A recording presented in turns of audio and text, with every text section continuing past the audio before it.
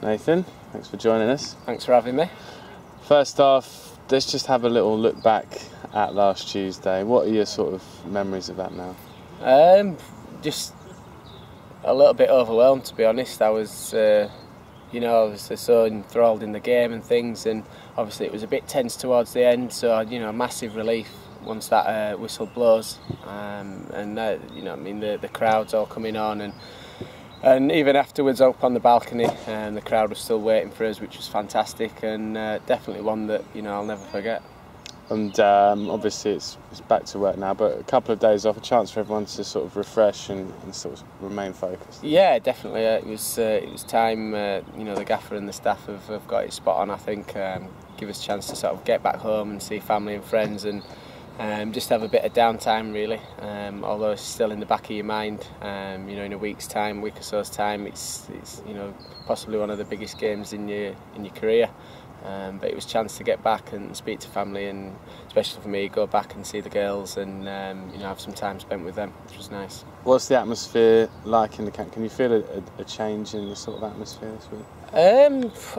To be honest, I think throughout the second half of the season, the intensity in training, the focus that everybody's has been bringing to the training ground has been fantastic. So, in that sense, I don't think much has changed. Everybody's still wanting to do as well as they can, and try and force their way into the manager's thoughts. How exciting is it, especially when you look on Twitter and you go past the ground, you see people buying the flags, the t-shirts, the queues for the tickets. How exciting is it as a week? It's brilliant. It's the support that we've had, like you say, throughout Twitter and social media, and seeing the pictures of fans queuing up and getting the merchandise and things. It's fantastic, and I hope we can take as many as we can, and I hope people come and support the lads as much as they can. And obviously now, since we last spoke, we know our opponents. What do you make of Rotherham? I think the strong physical side, very organised, and got some good qualities in there as well. We're going to have to sort of be aware of, and hopefully try and keep quiet. And there's only going to be one Clarke in the final. We spoke to your brother?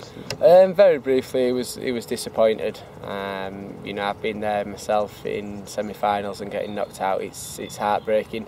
You are so close to going to Wembley, and it doesn't come along very often. He was a little bit heartbroken, and he just wished us all the best, and hope we could go on and win it. What do you think the key is going to be on Sunday? What do you think the difference between the sides will be? I think if we can keep like I said, their form players quiet, it'll give us a massive edge, and hopefully get the ball out to our danger men really, and get it up and start causing them a few problems. I think on that pitch, nice big pitch, it'll suit us nicely, and hopefully we can get some movement and get some danger players on the ball. You played at Wembley before? I've not, no. I went to watch Huddersfield when they were in the playoffs a couple of years ago, but no, never played. Personally, to lead a team out at Wembley is going to be a massive achievement for me. Very proud moment as well. How excited do you think you are to sort of, especially as being the captain, the first person to walk out of the tunnel? Is that something you've thought about yet?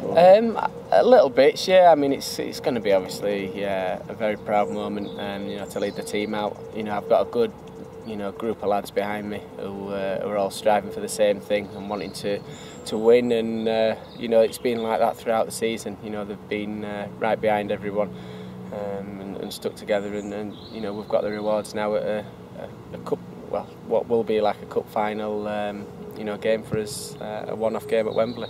Have you got many friends and family coming now? Yeah, I've got a few. I think it can be quite, speaking to a few of the lads, they're on about ordering 30, 40 tickets and things like that. I think it can be quite stressful trying to sort out tickets. I think the standard one is obviously your parents, and obviously for me, my family, my girls are going to be there, which is fantastic. But yeah, I think if you can sort of put that to one side and try and concentrate on the training and everything else to go with it. You've obviously mentioned your family there, and I know they mean a lot to you, but how important and how much of a key ingredient have they been to your personal sort of achievements this season? It's been massive, yeah. The support, I mean, it's well documented that we're not living together at the moment. We're sort of shooting back and forth, but at the moment, and especially this season, it's obviously worked for us. You know what I mean? I personally want to strive and do as well as I can, you know, to make a better future for them. You know, and me being down here gives me a chance to focus on that and you know, get the training and get the proper rest. You know, and the gaffer's been spot on with me throughout the season, you know, letting me go back and stuff and seeing the girls, which has been a massive help. You got a message for the O's fans ahead of Wembley? Just keep getting excited about it. You know, it's a fantastic opportunity, and like I say, one that doesn't come round very often. We need to make the most of it, and you know, we'll definitely do you proud. Finally, thank you for all your captain's logs this year. They've gone down well. Oh, good. I hope so. Thanks for having me, Johnny. And hopefully, we'll have them next year in the championship. Perfect. Thank you. Top man.